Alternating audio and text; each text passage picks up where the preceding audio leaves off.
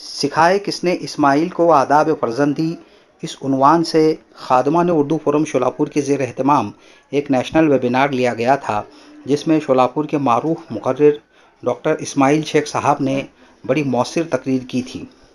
Public demand پر وہ تقریر علیحدہ سے پیش کی جا رہی ہے، ملاحظہ فرمائیں۔ السلام علیکم ورحمۃ اللہ وبرکاتہ۔ آج کی گفتگو کا موضوع ہے سکھائے کس نے اسماعیل کو آداب فرزندی۔ یوٹیوب پر لائن نہیں ہو رہا سر۔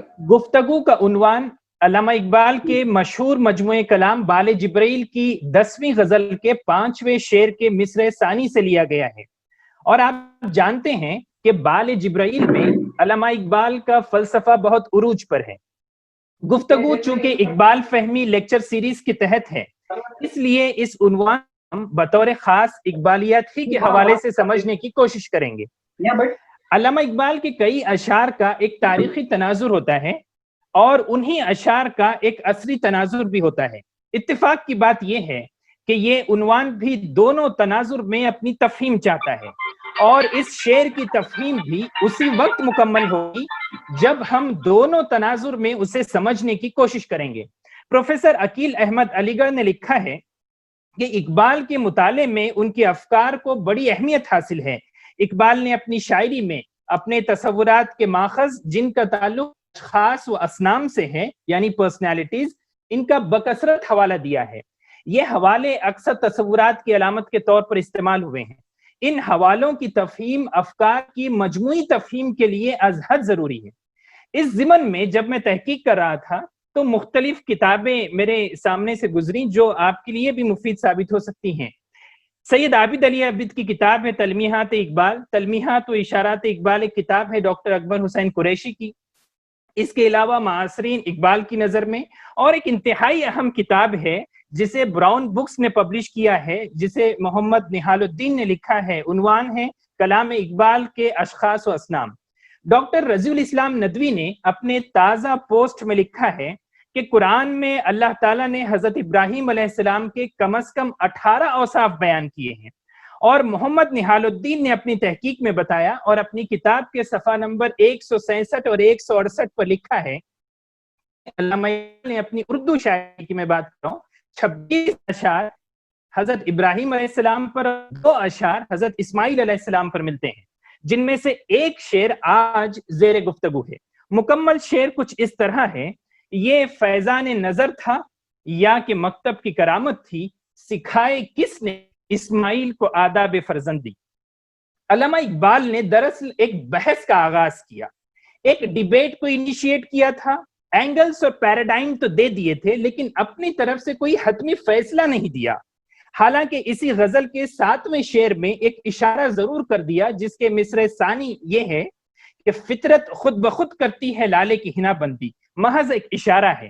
زیر گفتگو شعر میں حضرت اسماعیل علیہ السلام کا ذکر فرما بردار فرزند کے طور پر ہوا ہے، جنہوں نے شیطان کی ہزارہا کوششوں کے باوجود والد کے ایک اشارے پر راہ خدا میں جان نثاری اور شیوہ تسلیم و رضا کا اعلیٰ نمونہ پیش کیا۔ اقبال نے دراصل اس مثالی اولاد کا جو انہوں نے ذکر کیا ہے، اس مثالی اولاد کا ذکر کر کے ایک ڈیبیٹ کو انیشیٹ کیا کہ تربیت اولاد میں کون سے فیکٹرز رسپانسیبل ہیں۔ یہ سوال انہوں نے اپنے آپ سے بھی کیا، پوری امت سے بھی کیا کہ اسماعیل علیہ السلام کی آداب فرزندی کے لیے who is responsible۔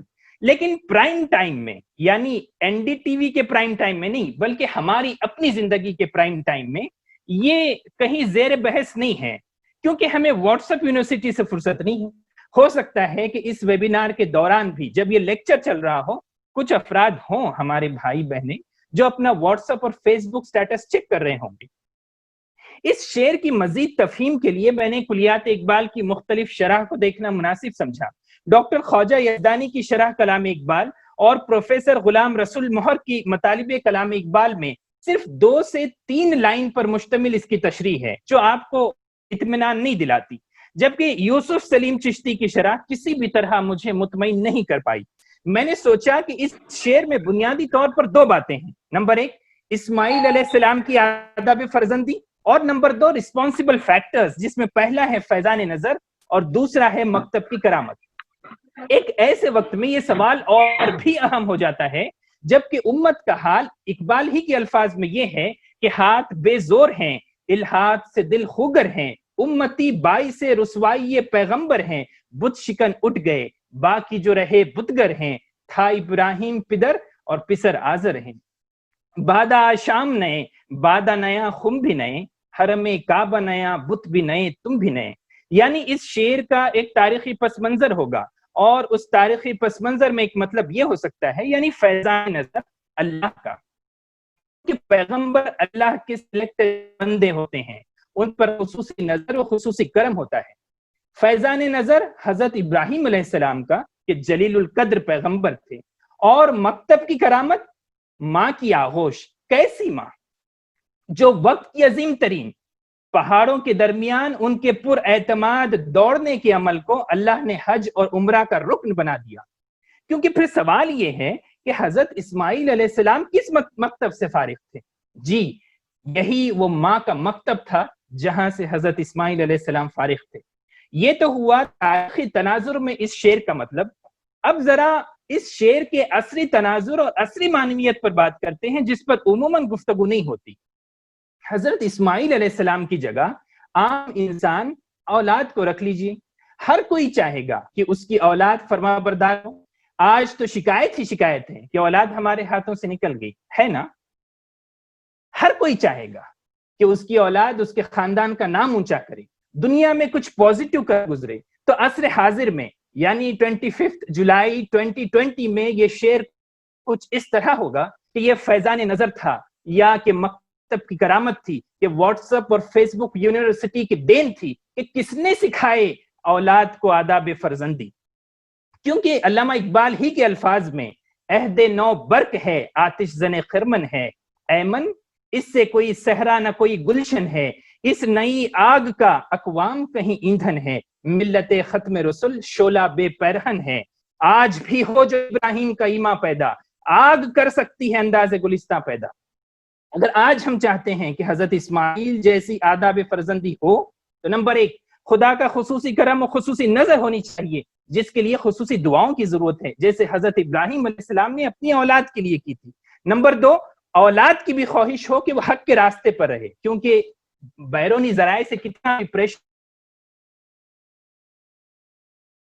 بدلے، وہ تبدیل ہو، وہ کیسے ہو سکتا ہے؟ نمبر 3 والدین کی تربیت۔ والدین کا کام محض تعلیم دلوانا ہے، ڈگری دلوانا نہیں ہے جو آج ہو رہا ہے، بلکہ تربیت بھی ہے۔ اور نمبر 4 مکتب کی کرامت۔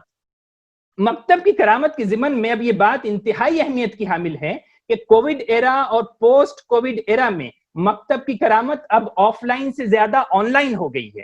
لیکن سوال یہ ہے کہ کیا ہم نے بائیجوز اور اسکوائر پانڈا کی طرح آن لائن ماڈلز تیار کیے ہیں جو ہماری آئندہ نسل کی تربیت کے لیے الٹرنیٹیو پلیٹ فارمز مہیا کر سکے؟ ورنہ ہوگا تو یہ کہ ہمارے بچے تو ہمارے ہوں گے لیکن مکتب کی کرامت کوئی اور دکھا رہا ہوگا۔ خود علامہ اقبال نے مکتب، مدرسہ، خانقاہ پر 4 بڑے اور ہولناک الزامات لگائے ہیں، لیکن مجھے ایسا لگتا ہے کہ ہمارے ادارے پر یہ الزامات ثابت آتے ہیں۔ اقبال نے کہا، اور کیا خوب کہا، اٹھا میں مدرسہ و خانقاہ سے غمناک، نہ زندگی نہ محبت نہ معرفت نگاہ۔ استثنائی ایکسپشنل مثالوں سے قطع نظر کر لیا جائے تو اقبال کے 4 الزامات درست معلوم ہوتے ہیں۔ یعنی مکتب کی کرامت کیا تھی؟ یہی 4 خصوصیات پیدا کرنا تو مکتب کی کرامت تھی۔ لیکن حال کیا ہے؟ المیہ یہ ہے کہ ہمارے پورے ایجوکیشن سسٹم سے یہ خصوصیات نکل چکی ہیں۔ نہ زندگی ہے، نہ محبت ہے، نہ معرفت حاصل ہوتی ہے، نہ وہ نگاہ ہے جس سے بدل جاتی ہیں تقدیریں۔ اس عنوان کے تحت ہونے والی گفتگو میں عموماً جو چیز رہ جاتی ہے وہ ہے اولاد کی تربیت کا ابراہیمی ماڈل، جسے ایس امین الحسن نے think big and act big کا عنوان دیا ہے۔ قرآن میں 2 ہی نبیوں کے اسوے کو اسوہ حسنہ کہا گیا۔ نمبر 1 اللہ کے رسول صلی اللہ علیہ وسلم کا اسوہ، اور نمبر 2 حضرت ابراہیم علیہ السلام کا اسوہ۔ فاروقی صاحب نے اپنے تازہ ترین شاہکار میں لکھا ہے کہ دنیا میں انبیاء و مرسلین اور مجددین کی سنت ہی کفر و شرک اور غیر اسلام سے لبریز حاضر و موجود کو چیلنج کرنا ہے۔ اس کے باوجود کچھ لوگ ہوتے ہیں جو یہ پٹی پڑھاتے ہیں کہ آپ کو جیسا ماحول اور جیسی دنیا ملی ہے वैसा ही कबूल कर लो। ऐसा नहीं करोगे तो एंजाइटी और डिप्रेशन के शिकार हो जाओगे। सैयदना इब्राहिम के पास न कोई रियासत थी, न कोई फौज थी, यहां तक कि उनके साथ कोई जमात भी ना थी। वो तो तन्हा थे, मगर उन्हें हुक्म हुआ कि जाओ और नमरूद के बातिल को चैलेंज करो और उसे हक की तरफ बुलाओ। नमरूद का बातिल कोई ख्याली पुलाव नहीं था, वो वक्त का हाजिर व मौजूद था। और सैयदना इब्राहिम अलैहिस्सलाम ने तने तन्हा नमरूद के हाजिर व मौजूद को चैलेंज किया। जब कभी हमारी गुफ्तगू हो तो हमारे फेसबुक अपडेट के साथ ये भी होना चाहिए कि आखिर इस उन्वान के तहत होने वाली गुफ्तगू से हमने क्या हासिल किया, या यूं ही वाह वाह करके हम उठ गए, या फिर कोई सबक सीख करके हम अपनी जगह से उठते हैं। क्योंकि इकबालियात के साथ बतौर खास ये मसला है कि इकबालियात पर गुफ्तगू हर किसी को पसंद है, लेकिन इकबालियात पर अमल अक्सर नहीं करते। बांग दिरा में इकबाल खुद कहते हैं, ज़ौक हाजिर है तो फिर लाजिम है ईमान खलील, वरना खाकस्तर तेरी जिंदगी का पैरहन। टेक होम मैसेज क्या है? नंबर 1, इंतहाई गंभीर हालात के बावजूद घुटने न टेकना।